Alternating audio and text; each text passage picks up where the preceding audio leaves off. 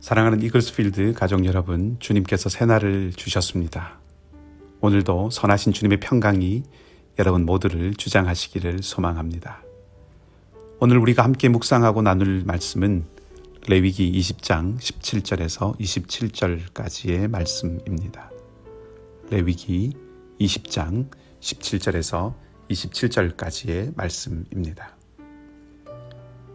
제가 말씀을 읽겠습니다. 누구든지 그의 자매 곧 그의 아버지의 딸이나 그의 어머니의 딸을 데려다가 그 여자의 하체를 보고 여자는 그 남자의 하체를 보면 부끄러운 일이라. 그들의 민족 앞에서 그들이 끊어질지니 그가 자기의 자매의 하체를 범하였은즉 그가 그의 죄를 담당하리라. 누구든지 월경 중의 여인과 동침하여 그의 하체를 범하면 남자는 그 여인의 근원을 드러냈고 여인은 자기의 피 근원을 드러내었음인즉 둘 다 백성 중에서 끊어지리라. 내 이모나 고모의 하체를 범하지 말지니 이는 살부치의 하체인즉 그들이 그들의 죄를 담당하리라. 누구든지 그의 숙모와 동침하면 그의 숙부의 하체를 범함이니 그들은 그들의 죄를 담당하여 자식이 없이 죽으리라. 누구든지 그의 형제의 아내를 데리고 살면 더러운 일이라. 그가 그의 형제의 하체를 범함이니 그들에게 자식이 없으리라. 너희는 나의 모든 규례와 법도를 지켜 행하라. 그리하여야 내가 너희를 인도하여 거주하게 하는 땅이 너희를 토하지 아니하리라. 너희는 내가 너희 앞에서 쫓아내는 족속의 풍속을 따르지 말라. 그들이 이 모든 일을 행함으로 내가 그들을 가증히 여기노라. 내가 전에 너희에게 이르기를 너희가 그들의 땅을 기업으로 받을 것이라. 내가 그 땅 곧 젖과 꿀이 흐르는 땅을 너희에게 주어 유업을 삼게 하리라 하였노라. 나는 너희를 만민 중에서 구별한 너희의 하나님 여호와이니라.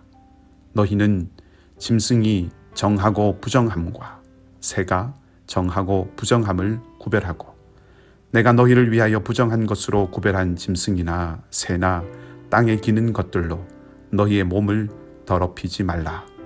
너희는 나에게 거룩할지어다. 이는 나 여호와가 거룩하고 내가 또 너희를 나의 소유로 삼으려고 너희를 만민 중에서 구별하였음이니라. 남자나 여자가 접신하거나 박수무당이 되거든 반드시 죽일지니 곧 돌로 그를 치라. 그들의 피가 자기들에게로 돌아가리라. 아멘. 오늘 읽은 본문 17절에서 21절까지의 말씀은 가족이나 가까운 친족 사이에 금해야 하는 일들, 특별히 성적인 것과 연결된 경고들입니다. 17절과 18절은 가족 내에 대한 문제이고 19절부터 21절은 가까운 친족들 안에서의 일들을 다루고 있습니다. 몇몇은 우리가 이미 18장에서 함께 살펴보았던 내용과 중첩되기도 합니다. 그리고 22절 이하는 앞장들에 대한 전체 마무리에 해당되는 것으로 이 가나안의 풍속을 따르지 말고 거룩함을 지키라 하는 말씀입니다. 오늘 본문의 표현 중에 땅이 사람을 토해낸다는 표현이 있습니다. 22절 말미에 보입니다. 사람과 이 땅의 관계를 생각해 봅니다. 땅은 사람이 살아가는 터전이고 식물과 자원 등 사람이 살아갈 수 있도록 하는 것들을 생산해내는 곳, 사람을 지탱하는 곳입니다. 어떤 면에서 땅이 사람을 위해서 존재하는 것이고 사람이 땅을 위해서 존재하는 것은 아니라고도 할 수 있겠지요. 그런데 오늘 본문은 그 땅이 사람을 품지 못하고 토해낼 수도 있다고 말합니다. 땅이 더 이상 사람들을 지탱하지 못하는 경우가 있다는 것입니다. 쉽게 생각해 볼 수 있는 것이 생태 문제와 관련된 것이겠죠. 자원의 무분별한 남용과 이기적인 개발로 야기되는 여러 가지 문제로 인해서 땅이 인류에게 되돌려주고 있는 것이 오염과 기후의 위기와 같은 것들입니다. 그런 것들은 땅이 사람을 받아내지 못하고 있다는 하나의 증표가 될 수도 있을 것입니다. 그런데 오늘 본문은 이런 물리적 환경을 넘어서서 사회적 환경에 대한 이야기까지 생각하게 합니다. 본문은 땅을 하나님의 법을 따르는 인격체처럼 그리고 있는데, 하나님께서 약속하신 그 땅에 거주하려면 땅이 받아내기에 합당한 삶을 살아야 한다고 가르치고 있는 것이죠. 맺지 않아야 할 관계들을 나열하고, 만일 그런 관계를 맺게 될 때에 어떤 일이 일어나게 될지를 경고하면서 본문이 우리에게 가르치는 것은 욕망에 이끌리는 삶이 아니라 신뢰를 깨트리지 않고 사는 삶을 살아야 그 땅이 사람들을 받아낼 수 있다라고 가르치고 있습니다. 욕망에 이끌리지 않고 신뢰를 깨트리지 않을 수 있는 삶을 위해서는 책임감과 분별력이 요구됩니다. 그리고 그 책임감과 분별력을 함양하기 위해서 따라야 할 기준, 배워야 하고 지켜야 할 삶의 길이 있는 것이죠. 그것을 오늘 본문은 하나님의 규례와 법도를 지켜서 행하는 것, 그리고 그 땅 사람들의 풍속을 따르지 않는 것, 이렇게 표현하고 있습니다. 그 땅의 풍속을 따르지 말라 하는 것은 영향을 받아서 휘청거리지 않아야 한다는 것을 뜻합니다. 너그러움이라고 하는 것과 느슨함이라고 하는 것을 생각해 봅니다. 너그러움은 마음이 넓고 아량이 있는 것입니다. 그런데 이 너그러움은 사실은 분명한 기준과 원칙이 있을 때 해당되는 말입니다. 엄격하나 그 엄격함 속에 긍휼이 있다는 것이지, 이것저것 아무 것이나 좋은 것이 좋다는 식이 되는 것은 너그러움이 아니라 원칙이 없는 느슨함이라는 것입니다. 이 세상과 이 세상 풍속에 대한 우리의 태도를 생각해 보게 합니다. 이 세상에 대하여서 무조건 대립하고 배격하라는 것이 아니라 우리가 지켜야 할 원칙과 원리가 무엇인지를 따지고 그 안에서 너그러움을 보일 수 있는 그런 태도가 우리에게 필요하다 하는 것입니다. 풍속을 따르지 마라 하는 말과 관련하여서 한 가지 더 생각해 볼 것이 있는데, 가나안 사람들, 가나안 땅에 있었던 그 사람들의 풍속은 풍요로움, 더 많은 소유를 추구하는 행위들입니다. 가나안의 우상 숭배의 근원에는 풍요로움에 대한 추구가 있었습니다. 풍성하게 가지지 말라는 이야기가 아니라 부유함으로 대변되는 풍요로움, 그것이 삶의 목적이 되어서는 안 되는 것입니다. 소유를 구하고 재산을 쌓고 자산을 늘리는 것, 그것들로 인해서 내가 안전을 보장받을 수 있고 미래에 대한 불안을 떨쳐내고 안심할 수 있다고 생각하지 않아야 한다는 것입니다. 바꾸어 말하면 우리는 소유를 따라서 사는 사람이 아니라 믿음을 따라서 사는 사람이다 하는 것입니다.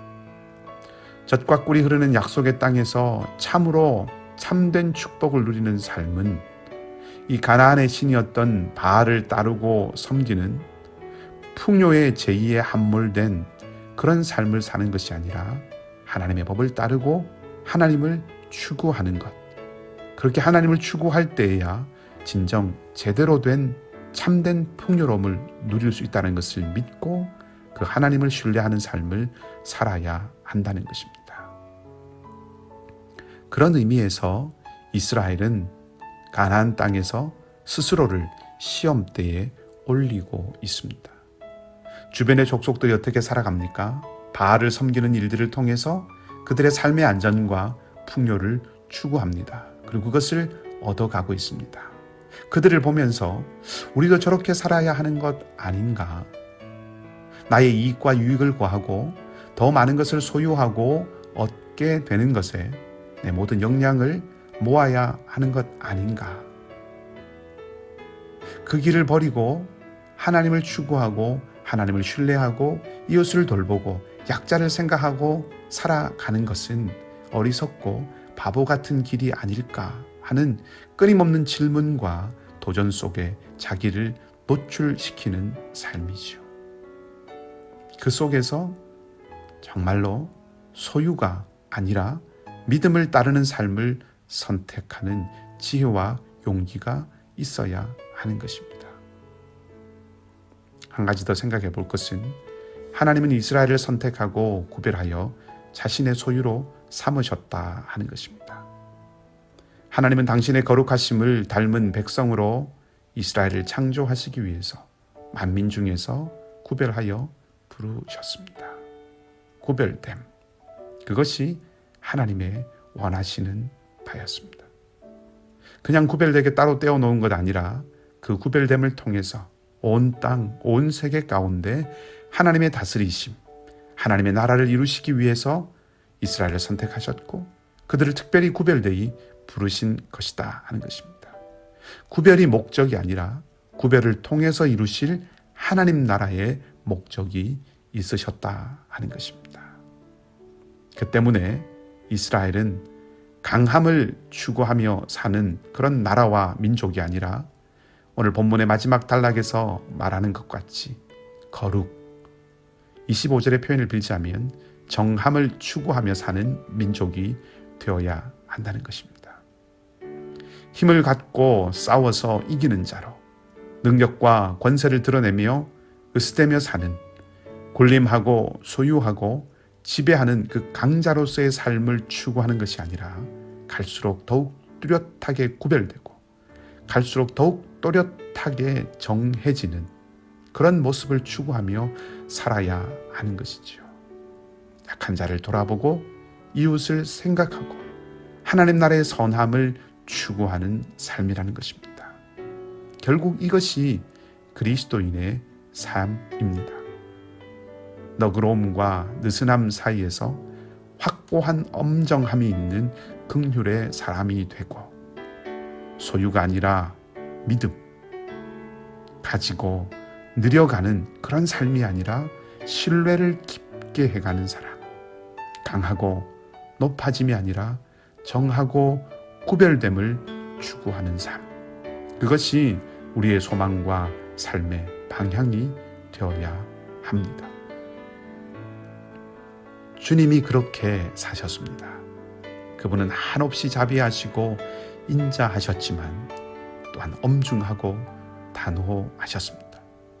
하지만 그 엄중함이 결코 사람을 버리는 것으로 나타나지 않았고 가장 약한 자라도 모난 그 엄중함의 가시가 그를 찌르지 않고 도리어 포근히 품어 그 약한 자를, 그 악한 자를 변화시키는 너그러움을 보이셨습니다.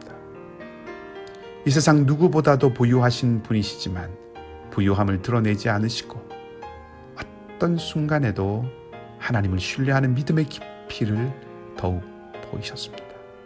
그리고 한없이 낮아지고 섬기시는 그 자리로 가셔서 이 땅의 권세자들과 너무나도 뚜렷이 대조되는 참 권세자, 참 승리자의 모습을 보여주셨습니다. 은혜의 기회로 하나님께서 오늘 새날을 우리에게 주셨습니다.